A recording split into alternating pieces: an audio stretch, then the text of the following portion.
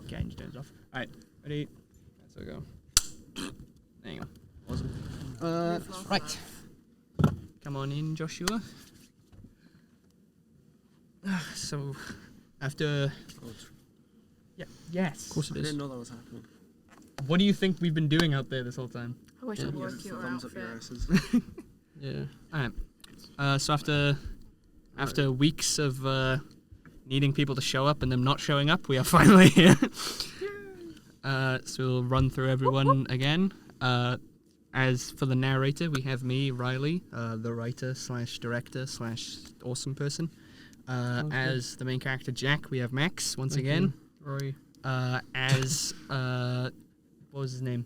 Miles. As Miles, we have Blaine, once again, who hopefully will not be leaving halfway through like he did last time. Then, as doing dual roles, we have Alex Timbrell as Oron / John. And then newcomers, we got Ruby as you were doing Abaddon. And then Alex as Sarah. And then we've also got Josh as Henry. And then last and least, we've got Noah as Generic Demon 1 and Waitress 1. What up, crackers? Okay. Live, laugh, love. Oh, you can also be Brawler 1 because we need someone to be Brawler 1. That's it. You want to be Brawler 1? Am I only in the beginning? Yeah. Yeah, you'll I want to be there. Brawler 1 again. You can be Brawler 1 then. Live, laugh, love. Stop fiddling with the audio. Sorry, you're gonna get it right.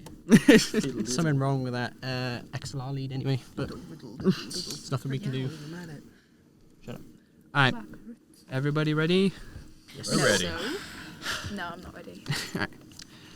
Scene 1. Exterior. Forest. Night. A quiet summer night. Trees rustling in a gentle breeze. Moonlight shines through the branches of the trees. The only life for 20 miles is the plants and various fauna that have made this place their home. Bang!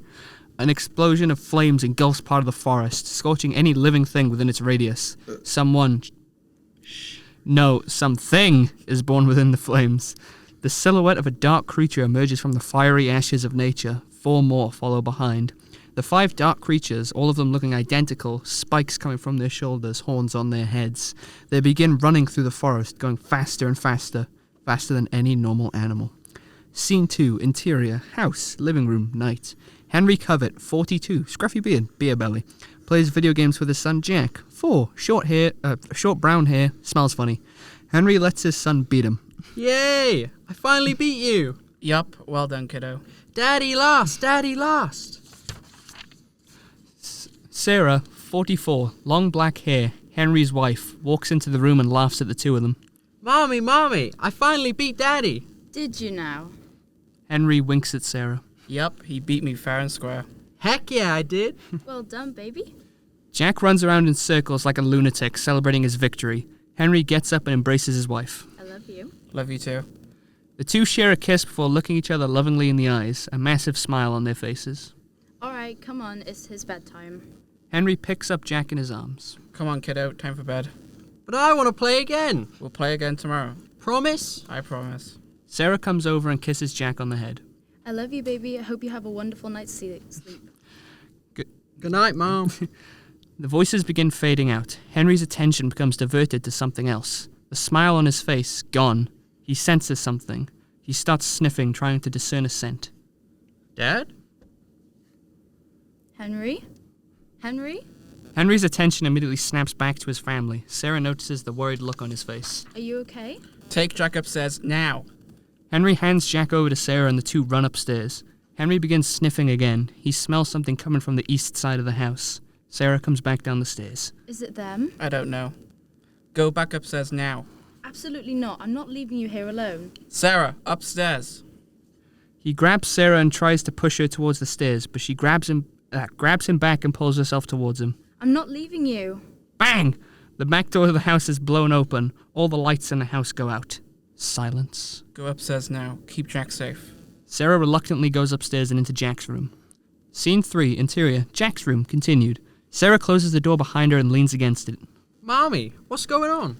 Don't worry, honey. Your dad has it under control. Sarah sits on the bed next to Jack and holds him tight. The two sit in silence, waiting for the all clear. Muffled voices can be heard from downstairs. Jack whimpers into his mother's arms. Suddenly, boom! Henry and two creatures come flying through the floor. Sarah and Jack scream and hide behind the bed. Sarah wraps Jack in her arms so he doesn't see anything.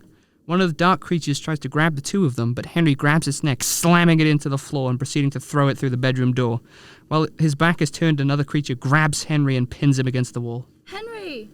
The creature turns around and sees Sarah and Jack. He turns back to Henry, giving him an evil grin. One more creature jumps up through the hole in the floor and slowly makes its way towards Sarah and Jack. The creature holding Henry begins laughing. A look of pure rage takes over Henry's face. His eyes go from ocean blue to pitch black. He breaks free from the creature's grasp and kicks him back into the hole in the floor. Don't you dare touch my family. Henry spear tackles the creature through the bedroom window. The remaining creatures head outside to confront Henry and their fight proceeds into the woods. Sarah watches through the shattered window as her husband disappears into the darkness of the woods. Jack remains on the floor crying. Sarah sits back down and holds her son. It's okay, baby. It's okay. Title card! Working title. Yes, I am on the final week and still not come up with a title. Don't judge me. Scene 5. Exterior. The street just outside of a pub called the Hellhound. 2 a.m. A 20-something-year-old man walks down the street, being pelted with more and more rain. The man lifts up his coat to try and cover his head. He stops outside the Hellhound and signals for a passing taxi. The taxi stops in front of the man, and just as he's about to get in, smash! Jack, now 18 years old, still has brown hair, but longer, going down to his shoulders. Still smells funny. Comes flying through the pub's glass window and rolls across the floor, smacking his head into the taxi door. Jack puts his hands on his head. Ow! Jack gets up and looks at the man and the taxi driver. The two looking back, concerned and confused at him. Oh, you called a taxi for me? Much appreciated. Screams can be heard from inside the pub as Jack turns around back to look through the window. He turns back to the cabbie. Okay, just keep the meter running. I'll be right back. Jack slaps himself in the face multiple times to psych himself up. Alright, let's do this. Jack backs up and does a running dive through the window back into the pub. Scene 6. Interior, the Hellhound, continued. Inside the pub is a massive brawl with what seem like two groups of people. One of the brawlers sees Jack enter back into the pub and charges him, only to be flipped over onto his ass easily. Jack looks around and sees people fighting on the upstairs balcony. He tries to make his way over, but is tackled into a table by another brawler. The brawler has Jack pinned against the table. You come to the wrong place, boy. Oh, I'm sorry. Is this not the place where you keep the hidden demonic treasure? Jack knees the brawler in the groin and throws him over his back. He tries to make his way over to the stairs again, but is surrounded by a large group of brawlers. They all start closing in on him. Wait, They all stop. Jack grabs a bottle off the table. you guys want to see a magic trick? Jack whispers to the bottle and then waves it around mysteriously. He then full force pelts the bottle into the ground, but instead of smashing, it bounces off the ground and lands on the balcony above them. Oh, that was supposed to, explode? And there was gonna be loads of smoke and stuff. Huh? They all look at Jack confusingly. We see that the bottle is actually rolling down the balcony and towards the railing above the group of brawlers. Pretty cool that it bounced through, right? You would not expect a ball to bounce like that. They all start moving closer again. Ah! Jack waves his hands out, causing the brawlers to stop in confusion again. You also wouldn't expect a mere bottle to cause an entire railing to fall on you. Fall on you, possibly crippling you for life. The brawlers look at each other confusingly as Jack smiles. Smash! The railing from the balcony falls onto the group. Ha ha! Magic, bitch. Jack tries to head for the stairs, but is attacked by a brawler with a knife. He tries to stab Jack, but he keeps dodging. Okay, you know what? Jack grabs the brawler's arm and forces him to stab himself in the leg. He then punches the brawler continuously until his back hits the jukebox in the corner of the room. Jack keeps smashing the brawler against it, which keeps switching the song that's playing, until eventually he throws the ball to the ground and Full Play / Long Time by Boston starts playing on the jukebox. Oh, I love this song. Jack then begins fighting everyone in the pub, smashing them against walls and tables with relative ease. Jack seems to be enjoying himself a little too much. With every punch he delivers or takes, his smile increases and his eyes grow wilder. Jack beats the last brawler by smashing his head against the bar. He stands over the bodies of the people he has just beaten, very content with his actions. He once again tries to make his way over to the stairs, only to stop when he hears the kitchen door open. He turns around and sees a massive brute about twice his size walking out of the kitchen. You, wouldn't happen to be with them, would you? The brute growls at Jack and mantles over the bar. Jack gulps. Alrighty then, big boy. Let's do this. Jack tries to tackle the brute but can barely budge him. The brute grabs Jack around the waist and slams him into the floor, and then proceeds to grab his leg and throws him into the wall directly underneath the balcony. Ow! What the fuck? Jack tries to get up, but the brute walks over and grabs Jack once again, this time throwing him upwards through and onto the balcony. Jack rolls over and onto his feet in pain. Well, I need to be up here, so thank you. Jack runs through one of the first floor doors. Scene 7, interior, Brawler collection room, continued. Inside the room are lots of bookcases and cabinets. Jack looks around confused. He then rubs his hands together. Go, gadget seeking spell. Jack launches his right arm out and a ball of light appears out of his hand. The ball of light flies around the room before stopping in front of a specific cabinet. Jack opens said cabinet and finds a rolled up piece of paper. He takes it out and unfolds it. Yes. This is it. He rolls it back up and puts it into his pocket. He then turns around to see the brute standing in the doorway. To be honest, you took longer than I thought. You took longer to get up here than I expected. Did the stairs collapse under the weight while you were coming up? The brute growls at him. Really? Not much of a talker, huh? Okay then. Jack charges the brute and punches him square in the face. The brute barely moves. What the actual hell are you? The brute punches Jack in the face, knocking him to the ground. He then grabs Jack's legs and begins to swing him. Why is it always the legs? The brute throws Jack through the wall of the room, causing Jack to go flying back down to the main bar area. Scene 8, interior, collection room to main bar area, continued. Jack once again struggles to stand back up due to the pain, but he is still weirdly enjoying himself. The brute jumps down from the balcony. Okay, asshole. You may think you're all big and scary, but I've fought stronger and weirder shit than you. Jack starts slowly making his way ways backwards towards the door as Brute slowly follows. So you don't scare me, big guy. No, to me you're just a big dumb goofball. Brute growls. Oh, you growling at me? Like you're some big mean anthropomorphic pitbull? Brute growls louder. Jack steps backwards out of the door. Thank you. Scene 9, exterior, main bar area to entrance to the Hellhound continued. So come on then, Cujo. Let's go. The brute charges at Jack as he whispers something to himself. Just as the brute gets close, Jack's eyes begin glowing yellow. He grabs the brute, picks him up over his shoulder, and throws him into the street where Brute gets hit by a passing bus. Thank you, Noah. Jack takes a deep breath and leans against the taxi parked by the pavement. God, I love magic. Jack realizes the taxi he's leaning against is the one from the beginning. Oh, shit. You actually stayed? Thanks a lot. Jack goes to get in the taxi, but it quickly drives off. Oh, wow, yeah. Thanks a lot, dick. Wee woo, wee woo. Jack hears incoming sirens and quickly flees the scene of the crime. Scene 10, interior, Jack's apartment, living room, 3 a.m. Jack's apartment is a small one, only having 3 rooms, the living room / connected kitchen, a bedroom, and a bathroom. The living room barely looks like a living room. There's a sofa and a TV, but instead of pictures on the walls, they are covered in wires and ripped drywall. In the corner of the room is a big computer setup with lots of exposed wires and trash everywhere. At the computer desk sits Miles, 18, short blonde hair, Jack's right-hand man. Jack stumbles in through the front door. Honey, I'm home. Miles turns around to see Jack leaning against the door covered in blood. Oh, for God's sake. If it makes you feel better, most of this isn't mine. Miles gets up and grabs a hold of Jack, helping him move down to the sofa and lay down. What the hell happened? Ow! Hi. Good to see you too. And long story short, bar fight.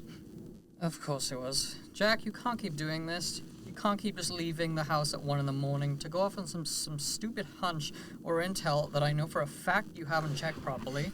Jack reaches into his pocket and pulls out the piece of paper he stole, waving it in front of Miles. What is that? I found it. It, as in... It. Yes, sir. In my hand I hold the map to Purgatory. Holy shit. Jack lays the piece of paper down onto the table and unrolls it, revealing a completely blank page. It's blank. Or is it? Yes, it is. Unless it's magic, which, knowing you, it probably is. Ha ha! Exactly. So what? You're just gonna do some more crazy magic and then the real map appears? Yep. Alright, then go for it. Oh, I don't know how to do it. What? Dude, this is some serious ancient magic. I don't know how to do this. Then how do you even know this is his map then? Because I can sense it. Oh my god. Miles puts his head in his hands and walks away from Jack. Dude, trust me, okay? I'm getting some serious magic energy off this thing. Okay, so we need to either A, quickly learn some vague ancient magic, or B, find someone who knows vague ancient magic. Pretty much, yeah. I swear, it can never just be something simple with you. You love it, really. Miles chuckles. Alright, so would Aaron know? I don't know, the guy's old, but I don't think he's ancient old. Miles laughs. No, idiot. I meant, do you think Aaron would know anyone like that? Oh, I mean, yeah, probably. Alright, cool. Do you know where he is? No. I haven't spoken to the guy since that little stint in Nepal, but I could probably find him pretty easily. Alright, so I guess we can hop on that first thing in the morning. Yeah. Can you please grab the first aid kit? I'm bleeding a lot. What? I thought you just said the blood wasn't yours. I said most of it wasn't mine. Oh my god. Cut to 10 minutes later. Miles is patching up the various cuts and wounds on Jack's body. Ow!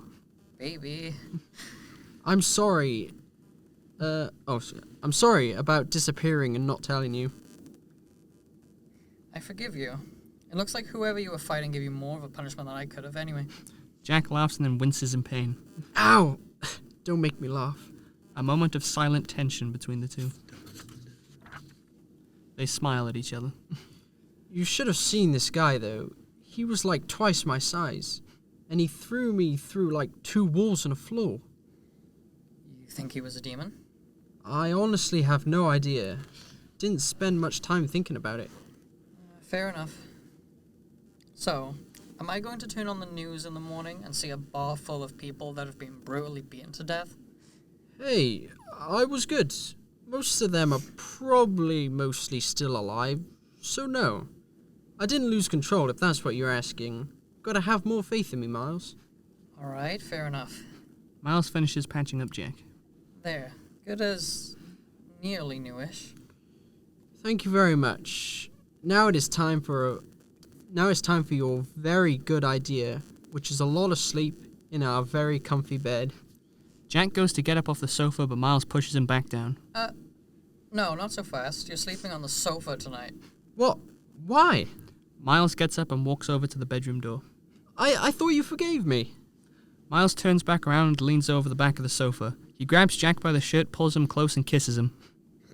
I lied. Miles walks into the bedroom. Good night. Good night. I love you.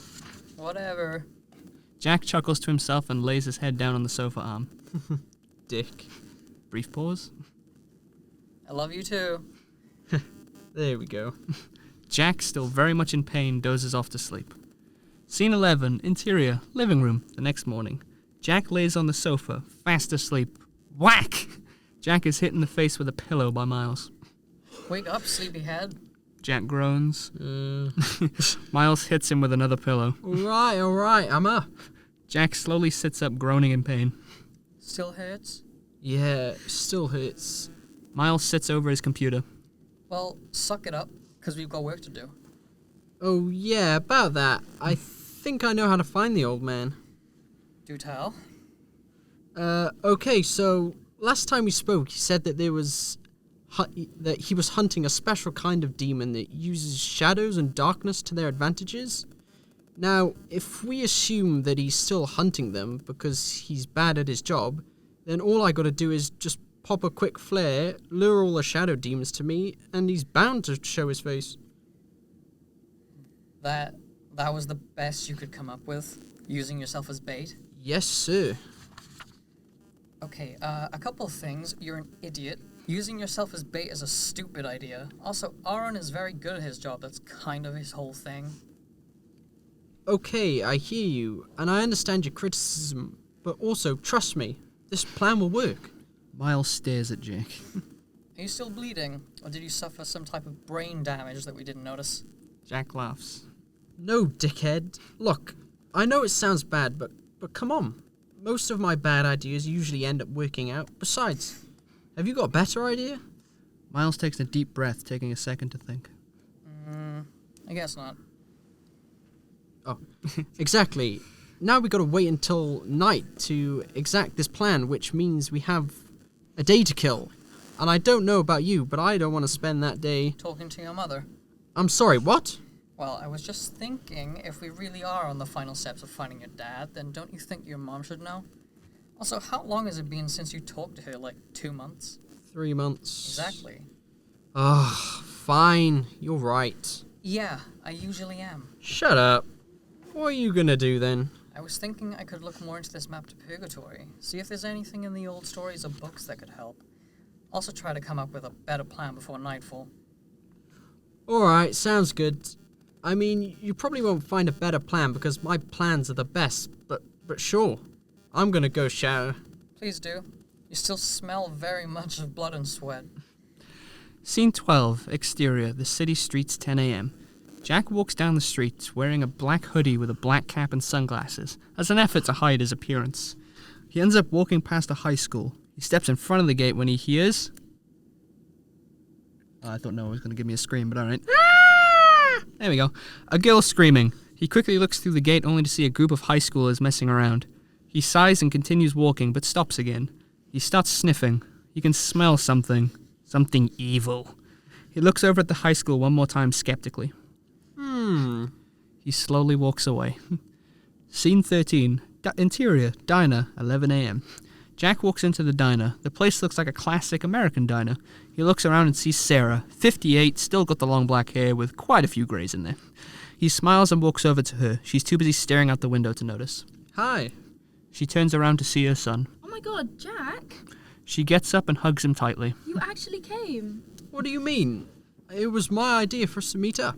The two sit down in the diner booth. Well, you know, I know you're busy with a lot of things. I didn't want to get my hopes up, but here you are. Yeah, I'm sorry for not being in contact more. Hey, sweetie, it's okay. What you're doing is more important. Well, speaking of that, that's kind of the reason I wanted to talk to you. Hey there. What can I get you guys this morning?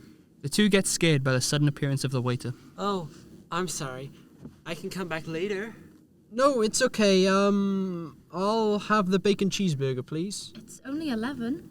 Yeah, I don't care. I'm starving. I haven't eaten in like 24 hours. Bacon cheeseburger. And you, ma'am? Just a coffee for me, please. Can do. I'll be right back. Waitress 1 walks away. Anyway, why did you want to meet? Oh yeah, Mom, I found it. Found what? Something that will lead me to Dad. To Purgatory. Are you serious? Yup, I found a map. We just need to figure out how to use it, and then boom, it will lead me right to Dad. Sarah takes a beat to process. Are you sure your father's even in Purgatory? Mom, fuck. Mom, I have used every tracking spell there is. I have searched every square inch of the globe. I have interrogated demons that have told me that he's not in hell. Purgatory's the final place to check. Those bastards saw Dad as a monster, something unnatural. So what better place, in their eyes, to send him than Purgatory? Waitress 1 walks back over with their food and drinks. Have I just lost the page? Oh my god. Give me, I think I scrolled ahead. I got distracted. Oh, here we go. Alright. Here you go. Oh, thanks. Thank you. Waitress 1 walks away again as Jack starts devouring his burger. So this is why you wanted to meet, to tell me that you're going to Purgatory, and I'm guessing that there's a chance that you won't come back. Mom, there's always a chance I don't come back. It's one of the perks of the job. The job, you know the job for most kids your age is working at a summer camp or here at a diner. Yeah, but most kids aren't born from demons, so... There's an awkward silence. Do you seriously think Henry is in Purgatory? Yes. Yes, I do. Jack, you've been hunting your father down ever since you knew the truth. I want him back as much as you do, but you've checked everywhere. I even had Auron check everywhere when you were younger. I think it may be time for you to realise that those demons that night, they probably killed Henry. And you said it yourself, they saw your father as a monster. They wouldn't risk keeping him around, even in purgatory. Jack takes a second to think. Look, I know this is a long shot, but I seriously think that this is where they're keeping Dad. There's no chance in hell that they just killed him. Honey, I think you've really got to consider the fact that... She looks over at her son and sees the hope in her son's eyes. Just, please don't die. I'll try my best. Jack tucks back into his burger. Why did you want us to meet here? Because I thought being out in the open would be safer than going to your house, especially if I was actually followed. Wait, you think you were followed? No, I don't think so. I thought I smelled something weird earlier, but I'm pretty sure it was just high schoolers. Okay. You know, speaking of high schoolers, your friends keep calling me about you. You should call them before you do whatever it is you're about to do. Yeah, I'm surprised they even noticed I was gone, to be honest. They barely noticed me when I was actually there, except Miles. The mere thought of Miles causes a smile to envelop Jack's face. How is Miles? Yeah, he's good. He's great. We're great. Sarah smiles, seeing her son be happy with someone for once. Jack smells something. The same something from the high school. Sarah looks at Jack concerned. Jack? Get down! Jack and Sarah duck behind the booth as a group of high school students walk past the window. Is there one here? I really don't want to have to move again. Damn it. I should have known that high schoolers smelled bad, but not that bad. Jack peeks over the booth and looks through the window. Nothing suspicious. Sarah gets back up. I should go check it out. He looks over at his mother. The two lock arms and hug. I love you. I love you too, and I'll bring Dad home. I promise. Jack exits the diner as Sarah looks up into the sky. Please keep him safe. Scene 13, exterior, outside the diner, continued. Jack sniffs around some more, the terrible scent leading him right down the street. He continues to follow the scent all the way back to the high school where he sees something truly horrifying. A teacher. The teacher, 40-something, slick black hair and a blue tie that isn't done up properly, appears to be the source of the scent. But before Jack can get close, the teacher notices him and begins running down the street. Jack gives chase. The chase goes between streets and alleys until Jack manages to catch up to him in a car park. Scene 14, exterior, outside of diner to car park, continued. Jack grabs the teacher and throws him against a car. Who are you? The teacher laughs in Jack's face before poof! He turns into a cloud of smoke, disappearing. Jack appears very confused. Okay, that's new. The laughing reappears behind him. Jack turns around to see the teacher there clapping his hands. God damn, well, I gotta hand it to you, kid. I did not think you were gonna catch me. That was the best chase I've had in some time. Jack tries to quickly tackle the teacher again, but once again he turns into smoke and reappears behind him. Dude, come on. You didn't think that would actually work, did you? I dunno. Worth a shot. Who are you? The teacher begins sniffing. You can smell something coming off of Jack. No. The real question is, who are you? He gets closer to Jack, sniffing his personal space. Jack swats him away. Dude, what are you doing? The teacher has a look of realization take over his face. Well. An actual half-breed. Jack backs up, taking a defensive stance. Hang on. No, not even a half-breed. No. Wow! Less than a half-breed. The teacher laughs to himself as Jack stays silent. You know, I nearly couldn't even smell the demon in you. A half-breed that only has a fraction of demon in him. Another realization sets in. Oh, that means one of your parents was a half-breed. That is very surprising. Not that they had a kid, of course. Half-breeds were always weird ones.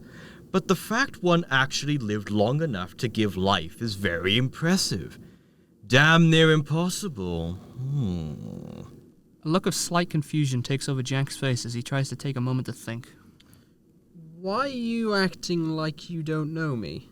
Don't know what. Oh, about my father. Your father, the half-breed, I'm assuming? Should I know about him? You bastards spent years hunting my dad down. Wasn't there some form of hell-wide bounty on his head? No, we didn't know. At least I didn't, and I'm pretty sure every other demon I know has no clue either. Or they'd be talking about it a lot. Which means whatever happened to your daddy, the big boys downstairs didn't want anyone, even demons, knowing about it. Why? To be honest, I was about to ask you the same question. No. Why am I having this conversation with you? I should be trying to kill you right now, and vice versa. At least that's how it usually goes. Normally I'd have to, beat you up and stuff to get information. This feels weird. Hold on, I lost the line. Bear with me.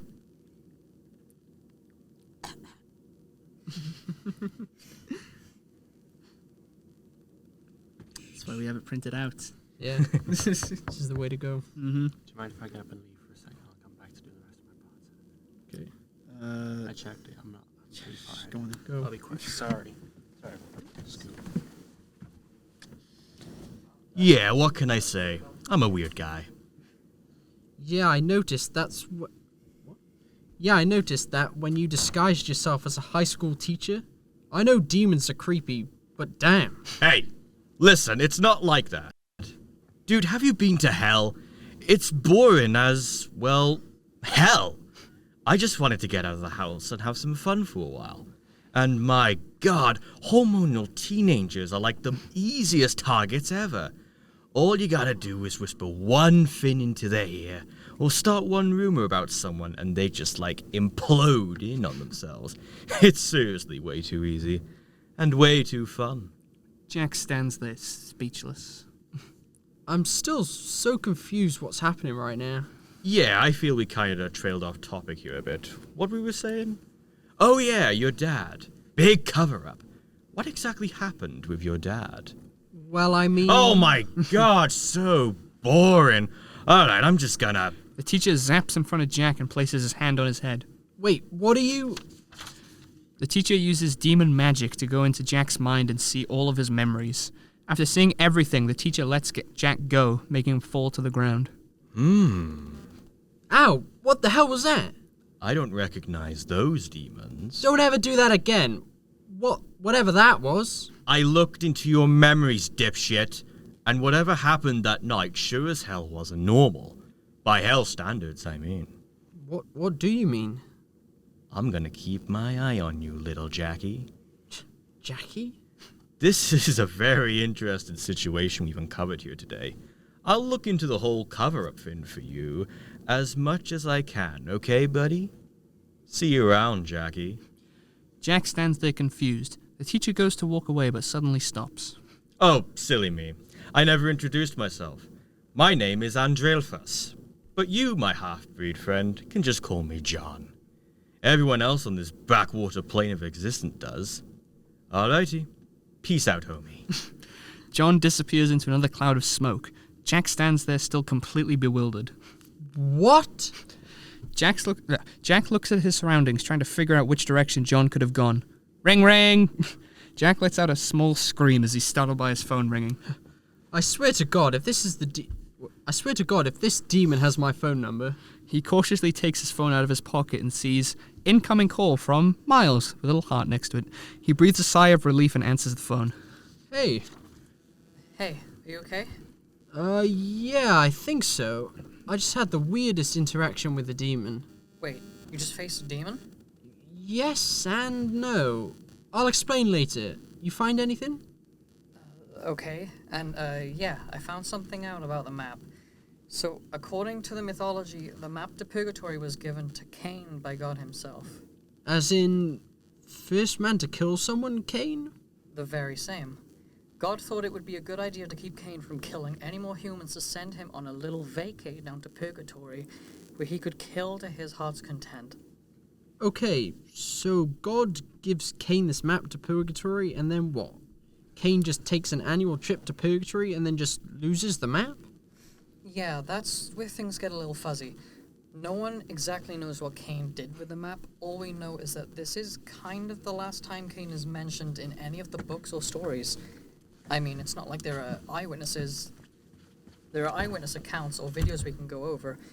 The only thing we do know is that something that looks very similar to the map was found in the 17th century by Zakil Abidan, where it was then placed in St. Peter's like most religious artifacts, where it was then, of course, stolen and got passed around until it got to us. Zakil. Very biblical name. Yeah, that's another weird thing. This guy just doesn't exist. I can't find any records of him anywhere. This is literally the only time in history where this guy is mentioned. Huh. Well, great job, as always. Keep digging, though. There has to be something else we can use. Yeah, I will. Don't worry. You think of a better plan yet? Okay, hanging up now. Jack laughs. Knew it, bitch. Shut up. Alright, I love you. Whoosh! Jack is suddenly cut off when he falls through a portal that magically appears beneath his feet. Jack? Scene 15. Exterior. Lush open field. France. Continued. The portal opens in midair, dropping Jack down onto the field of grass, his face smacking down into the dirt. Ow! Okay, people need to stop doing shit without me knowing, because this is dumb. He quickly gets up and checks his surroundings. He sees a big, beautiful open field with lots of grass and flowers overlooked by an amazing clear blue sky. He also sees Auron, old, nice grey hair with mutton chops, big badass magic sword, being attacked by a group full of demons. Auron shouts over. Wanna help? Jack, still completely confused, charges into battle to assist Auron. The two fight together very well, as they have done this as though they have done this before 100 times. These demons seem different than the one Jack has faced before.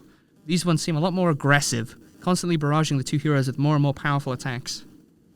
What kind of demons are these? French ones. What?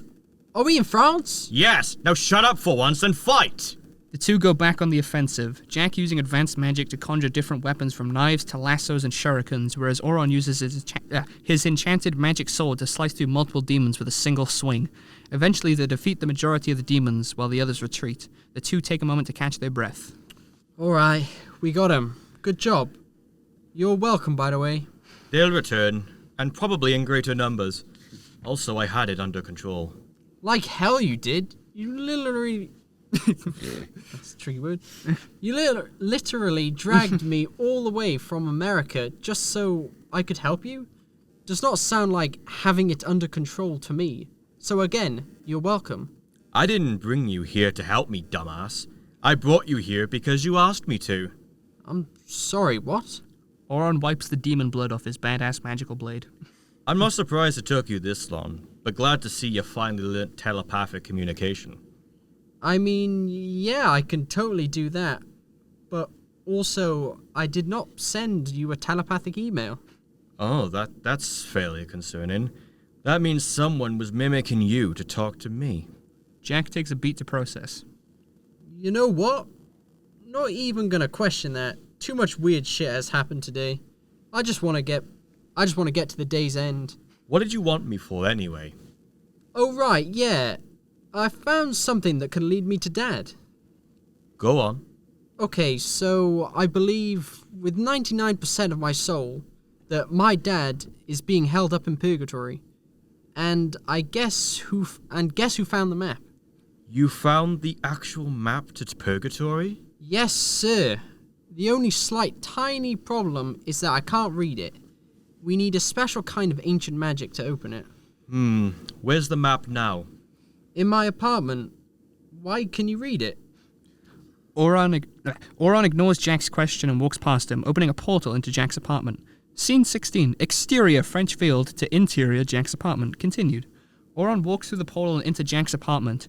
In the apartment still sits Miles. He is somehow not surprised by the magical portal opening in his living space.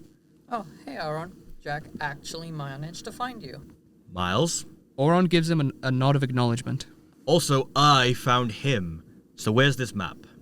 Oh, it's on the coffee table. Auron walks over to the coffee table and inspects the map. Miles walks over to the portal and sees Jack on the other side. Hi. Oh, hey. Miles looks around Jack's surroundings. Where are you? Oh, France? Huh. Neat. Auron walks back through the portal into France. You gotta teach me how to do that. It's Enochian. It's what? Enochian is a language of the angels. Sorry, you left the portal open. So, do you happen to speak Enochian. Enochian? No, but give me a couple hours. I could probably find someone who can. Oh, awesome. So, will you just portal back through when you find someone, or... Yup. Alright, cool. So I'm just gonna go home and wait then, I guess? Portal's right there. Yes, it is. Okay, can I please come with... No. Oron pushes Jack through the portal back into his apartment. Also, you'd know how to do this if you didn't skip out on your training. Oron closes the portal. Scene 17, Jack's apartment continued. He makes a good point, you know. Shut up. Miles laughs. I'm gonna go shower for the second time today. These demons kept kicking dirt... These demons... Oh, the demons kept kicking dirt up at me. I can see that. Also, you know that quite a lot of people shower twice a day? Yeah, weird people. Scene 18, interior, Jack's apartment, kitchen, 10 p.m. Jack is looking through the cupboards, looking for any food to eat. Rummaging and rummaging, he finds nothing. Why is the food always gone? He walks over to the bedroom door and enters. Scene 19, interior, kitchen to bedroom, continued. Hey, Miles, remind me later to get some... Oh my god! Hey, Hi. I heard you need some cleaning done. Yup. There is much cleaning to be done, please. Oh, wait, where's the bit? There's a piece missing. There's the segs. There's a piece missing. Is it on your digital one? Get the thing up. What thing missing? Oh my god. Hey, hi. It is missing. There- Oh, why has it been deleted? Oh, No. there's nothing there. Okay. What bit is it? So, sorry. Before the bit Would you like to read from here? here. Okay. So after Jack says, "Oh my God," it's supposed to say, Miles lays on the bed wearing nothing but a skimpy maid outfit. Okay. So yeah. So just for context. Oh. So Miles laughs before pressing a button on his phone that cues sensual music. Thank you, Noah. Jack quickly takes his shirt off and jumps onto the bed. But before they can do anything too R-rated, whoosh! A portal appears in their bedroom and outsteps Oron. Oh, wow. Oh shit! Oh my god. Jack quickly stumbles out of the bed, hastily putting his shirt back on as Miles just hides under the bed sheets out of embarrassment. What the hell are you doing here? What do you mean? I told you I was coming to get you when I found something. Yeah, you did like... Wait. Yeah, you did like... Did you have to be now? Yes, it has to be now, jackass. Also, I already saw you, Miles. You don't need to hide. Yes, I do. Okay, then. Come on, moron. We got a train to catch. Wait, what? A train?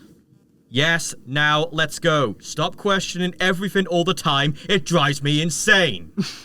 Oron opens a portal and walks through as Miles peeks back over the covers. Jack looks back and forth between the portal and Miles. Ah, damn it. Just, please stay there, like that. And I'll be right back, like 10 minutes, I promise. Just stay there. Miles laughs. Go, you idiot.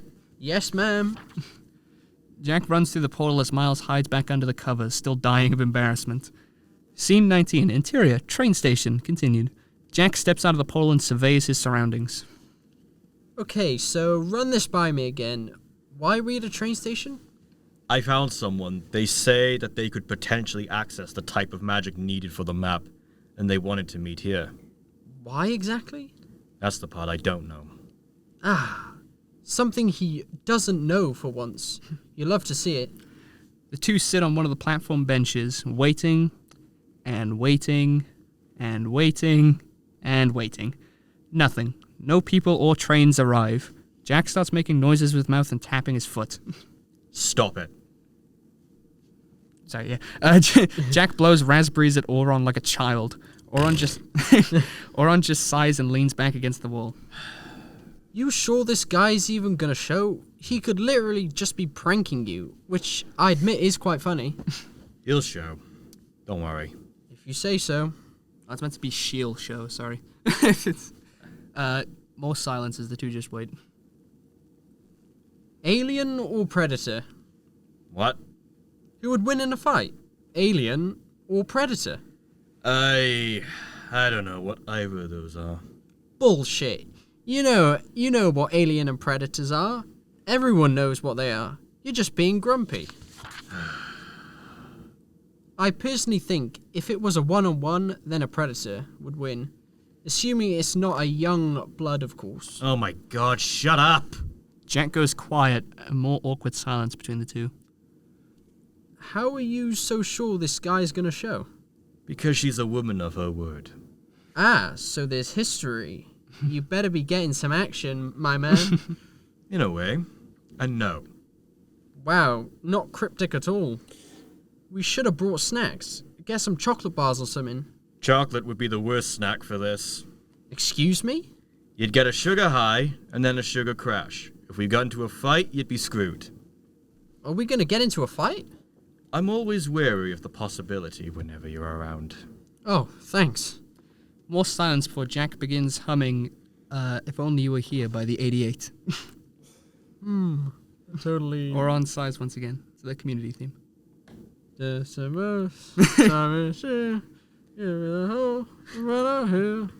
my god, Somebody if you don't said, shut up, I will be "Give it- sending you homing too. I'm so tired of dead New Year.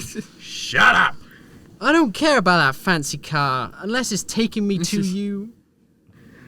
I just... Yeah, you That was already, quiet. That was meant to be you already, quiet. yeah, you already did the line. Oh. It's you now.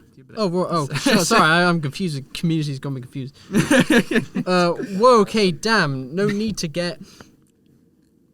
I said shut up! No, even gonna let me... Not... It's maybe not, yeah. Oh, right, okay. Not even gonna let me speak now? No, dumbass. Shut up. You hear that? The two go silent. They can hear something coming along the tracks. A train? The sound of a train clickety-clacking along the tracks gets louder and faster, getting closer and closer until it sounds like it's going 100 miles an hour until click, clack, click, clack. Trains are faster than that. Slowing down, moron. Alright. Okay. A classic-looking subway car pulls into the station slowly. Slowly. Alright. The two stand on the platform in defensive stances. The doors to the subway car slowly open and out steps a man in all black suit with blonde spiky hair. Jack can immediately smell what he is, a demon. I just realized I haven't cast Smart Demon, so I'll be yeah. all the demons. Fine, go on. Oron, Abaddon will see you now. I'm sorry, did you just say Abaddon? As in Knight of Hell Abaddon? Yes. Oron enters the subway car with Jack following behind. There are no other passengers in the car. Scene 20, interior, train station to subway car 1, continued. The two of them sit down with a smart demon sitting opposite them. The train begins moving. Dude, please don't tell me you slept... Wait. Dude, please don't tell me you slept with not only a demon, but an actual Knight of Hell? I didn't sleep with a knight of hell. Abaddon is very excited to see you again, Oron. Oh, okay, see now... Wait, what? Okay, see now, I just don't believe you. Oron ignores him. So what's with this whole train gimmick? Also, what took you so long? You are on Abaddon's personal private train. The only way to get her private compound. Also, we were preoccupied. So, very private then. Smart Demon exhales. He then gets up and walks into one of the other train cars. Jackasses. So what exactly is your history with Abaddon? None of your concern. Jesus, even the demon gives better answers than you do. Jack looks over at the door to the other car, where he sees Smart Demon talking to two other people in suits. He nudges Oron and gestures his head to look over at the door. Oron nods in acknowledgement. The two sit up perfectly straight, ready for action. The two suits that Smart Demon was talking to walk into the car, two more from the other side. Oron stands up. Alright, anyone who doesn't feel like dying here should leave now before this gets messy. Jack follows suit and also stands up. Oh, so we have no strategy for this? Awesome. The two groups stare down, Jack facing two demons, Oron facing the other two. One of the demons finally screeches and charges at Jack. He screeches back, running directly into them. The other two demons charge Oron as he takes a defensive stance. The fight erupts with the boys throwing the demons around the train car. Jack smashes a demon's head into the window. Thank you, Noah. Oron whips out his badass magic sword and surgically dismembers one of the demons. The other demon runs into another train car with Oron giving chase. The other two demons catch Jack off guard and throw him through the door and into the opposite car. Scene 21, interior, subway car 1 to subway car 2 continued. He lands face first on the floor to look up and see 10 more demons in suits standing over him. He sighs. Alright then. He slowly gets up and faces the horde of demons. He cracks his neck. Which one of you men in black looking pricks wants to go first? The whole horde charges him at once. Scene 22, interior, subway car 3 to subway car 4. The demon Oron was chasing leads him to the back of the train. There's nowhere left for him to run. Oron goes to finish off the demon, but suddenly, crash!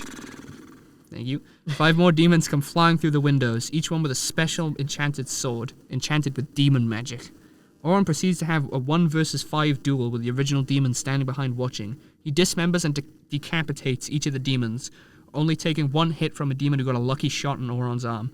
The final demon climbs out of the train window and onto the roof. Oron follows behind. Scene 23, interior, subway car 2. Jack's fight with the 10 demons is going about as well as expected. He's landing as few hits in, but is ultimately getting his ass beaten. He smashes another demon's head through a window, but 2 of the other demons grab him and attempt to throw him overboard. They have him, clinging onto the window frame for dear life. Oh shit! Oh shit! Oh shit! Jack thinks he's a goner when suddenly... Don't give up, Jackie. Wait, what? John appears before Jack, floating above the tracks outside the train. I said, don't give up, Jackie. What are you doing here? You know what? I don't care. You go... You mind giving me a hand? Jack is using all his strength to try and not get pushed out of the train. Sure, why not? John disappears in front of Jack, greatly confusing him. The demons keep pushing harder and harder until suddenly... Alex, can you do the little girl? Sorry. Which one is it? It's... so the bit with the train where they're fighting, there's a little girl. I don't have the page numbers. Yes, I can. Thank you. Oh yeah, that might be in the What line page is numbers. it? The one before that, just so I can find it. Until it's... suddenly. No, it's sure, why not, and... Oh, no, yeah, sorry, harder until suddenly. Yeah, you got it. Hello? All the demons turn to face a little girl who is standing by the door. The 2 demons pushing Jack also turn their attention to the girl. Can you help me find my mum? One of the demons walks over to the girl. What the hell is this? I said, The little girl's eyes turn pitch black and her teeth grow razor sharp. Oh shit. can you help me find my mum? The little girl begins attacking all the demons, using her razor-sharp teeth to bite at their necks, ripping some of them apart. Jack manages to free himself from the window and rejoin the fight. Scene 24, exterior, the top of the train. Oron climbs on top of the train and begins chasing the demon who's running across. He chases him until they get to the top of subway car 2. Scene 25, interior/exterior, subway car 2, continued. Jack throws one of the demons out of the train window, but the demon managed to grab onto the side of the train and slowly pull itself up to the top of the train. Wait, in the page. It then faces Oron. The demon pulls out a demon sword and the 2 duel atop the train. Jack's fight continues underneath with him and the little girl teaming up to defeat the demons. Jack uses more hand-to-hand methods while the little girl rips her foes to shreds. Oron defeats his enemy, and before the final demon can run again, he throws a sword at him, cutting him in half. The sword then flies back into Oron's hand. He cleans the blood off of it. Jack manages to kill the final demon by throwing it across the floor and having the little girl rip the demon's face off with her teeth. The train starts to slow down as it pulls into the next stop. Oron jumps down off the train and onto the platform. Scene 26, interior subway car 2, continued. Jack catches his breath after the battle as the little girl turns back into John. Phew, that was fun. We should do this again sometime. Jack laughs. Yeah, thanks for saving my life. Ew, that felt weird saying that to a demon. Trust me, it felt weird on the perceiving end too. Plus, I couldn't let you die. We got a mystery to solve. Right, yeah. We'll talk about that later. Currently meeting a knight of hell, apparently. Oh yeah, that's why I came here. Don't trust Oron. What? Why? You really think it was just a coincidence that he brought you to a train that was full of demons ready to kill you? Yeah, nice try, but they tried to kill him too. Not before splitting you up first, though, right? Makes you think, why didn't he stick with you in that fight? Jack takes a second to think. Yeah, no offense, demon, but I know Oron for years, and you? A demon for 5 minutes? So, I think I'll stick with him. Jack goes to exit the subway car, but John quickly stops him. Okay, look, just don't trust Abaddon, alright? I know that probably seems obvious, but I'm telling you, that bitch doesn't have a sincere bone in her fake body. Anything she says is a lie. Just trust me on that, okay? Alright, fine. I'll be cautious of the night of hell. Thanks for the advice. Jack exits the subway car. Scene 27, Abaddon's secret compound interior. Continued. The compound looks like a massive warehouse that has a train track running right through it. The walls are all lined with aisles of rafters filled with storage boxes. Oron stands before Abaddon, tall female demon, long red hair, pitch black eyes, and her 3 goons that stand behind her. They look over at the train as Jack stumbles out of the door, a pile of bodies behind him inside the subway car. Hey, sorry for the hold-up. We were doing some maintenance on the tracks. Everyone just stares at Jack silently. Tough crowd. Jack walks over to Oron and the others. Jack, I presume. Jack clicks his tongue and salutes. Yes, ma'am. By the way, I don't know what's happening between you and Oron, and is that totally cool? I mean, I don't get why you'd want an older guy like him, but hey, the heart wants what the heart wants. Wow, they weren't joking. You really don't shut up, do you? Not typically, no. Oron grabs Jack and pulls him aside. Ignore him.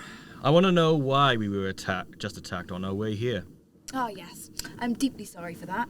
My assistant that was supposed to bring you here safely decided to disobey me. But trust me, he's being tortured in the most painful ways possible. All right, then. Let's get down to business. She's so full of shit!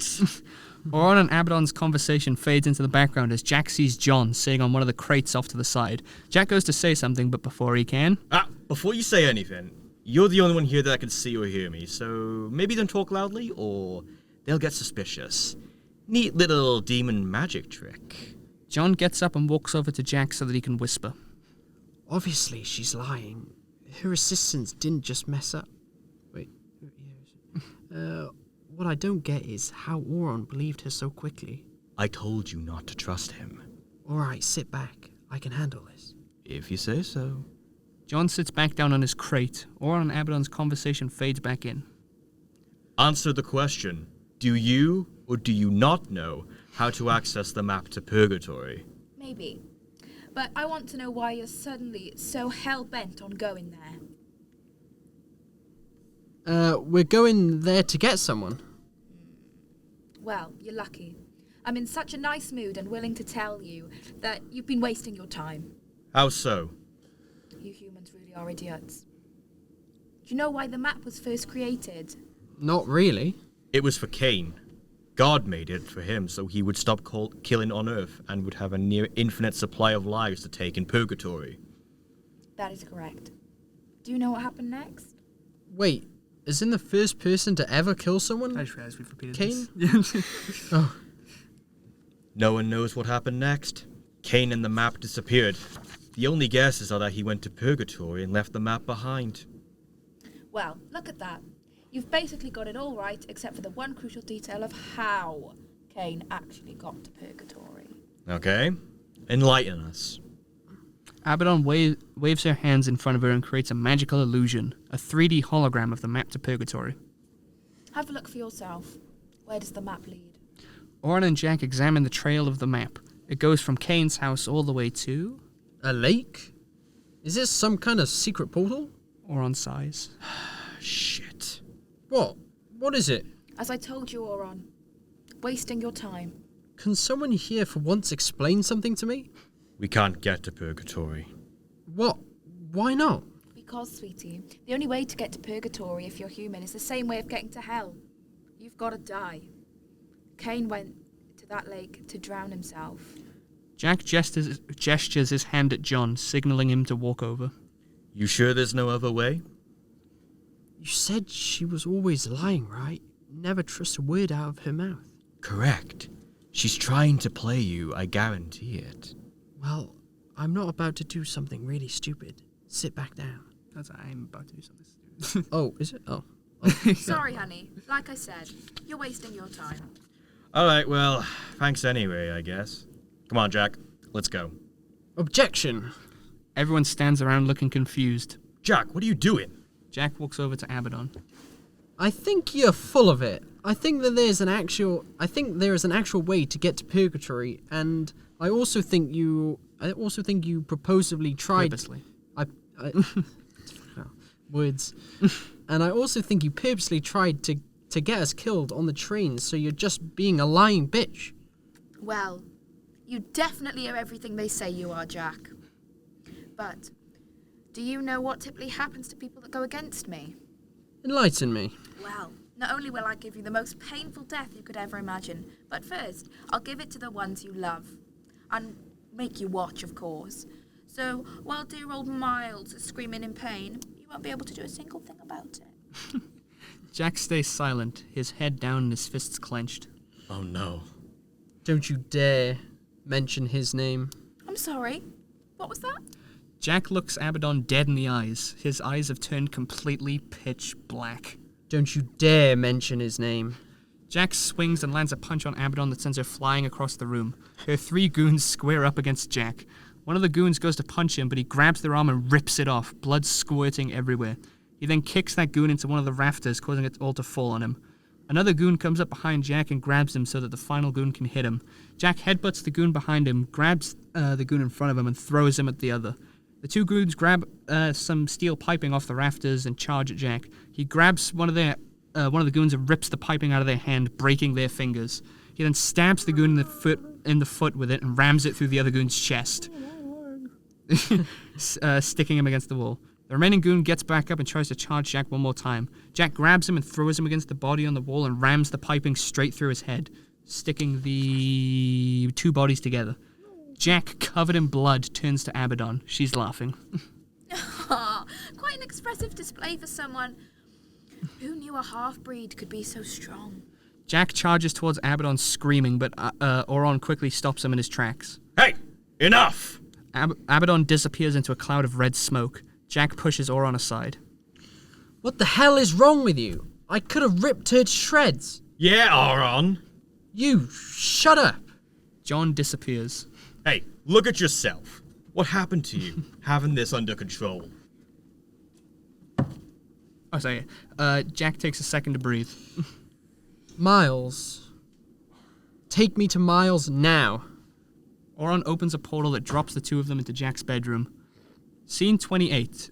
Interior Jack's apartment bedroom continued. The 2 appear in front of the bed where Miles lays sleeping. Jack sees them and immediately calms down. His eyes turn back to ocean blue. He walks out of the bedroom with Oron following behind. Scene 29. Jack's apartment living room continued. Jack stands over his sofa, slowly breathing. You want to talk about what just happened? I'm fine. Fine. You're covered head to toe in blood, and you rammed a steel pipe through 2 people. I don't class that as fine. The second someone mentioned hurting Miles, you lost it. I thought you had control over this. I said I'm fine. Jack looks over to the bedroom door, realizing he may have accidentally woke Miles up. I'm fine. I'm fine. I promise. Now what I... Oh, fucking hell. Too much reading. I'm fine, I promise. Now what I don't get is why you trust Abaddon so much. Before you think of an answer, how about you go take some time to think about it? Because I'm really not in the mood for any more of your shit today. Get the hell out of my house. Oron opens a portal and leaves. Jack sighs and heads to the bathroom. Scene 30, bathroom continued. Jack goes in the shower and washes all of the blood off of him. It's like the 3rd time he's showered in the script. Yeah, I know, it's because he keeps getting messy. Scene 31, bedroom. Jack sees Miles laying there, still sleeping, and smiles to himself. He climbs into the bed and lays next to the one he loves, and proceeds to spend the rest of the night staring at the ceiling, unable to sleep. End of episode 1. Dun, dun, dun. There we go. Half the cast have left, but we... Yeah, where'd they go? I think they got sick of being stuck in here. Yeah.